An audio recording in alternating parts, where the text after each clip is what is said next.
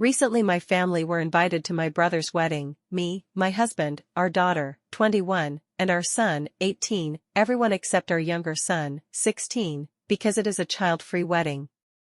I called my brother to confirm that my son wasn't invited because I have been to child-free wedding before that are 13 plus or 16 plus and my son won't behave badly or need such close supervision as a younger child would. My brother was very apologetic and said that he can't make exceptions to his rule and some of his friends have much younger kids and he doesn't want to look like he is showing favoritism by allowing my 16-year-old to come.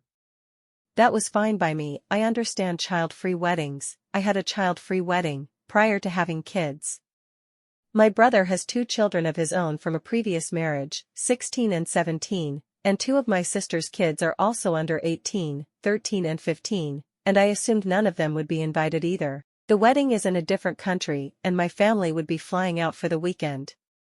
My 16 years old is a bit sad about not being invited because him and my brother are close. I also don't want to leave him home alone for the weekend, so I have made a plan that on the night of the wedding him and his cousins could hang out in the hotel, use the pool, get room service, and make a night of it. Then the next day we could explore the city as a family, so my son doesn't feel sad about being left out. When I told my brother the plan, he thought it was a great idea, but when I told my sister she was surprised and said her kids had been invited and that she didn't know it was child-free, 18 plus. She had checked with my brother, who told her it was 13 plus, so my niece was invited, so we both called my brother, who admitted that my son is the only under 18 in the immediate family who has not been invited, though he wouldn't say why despite me pushing him.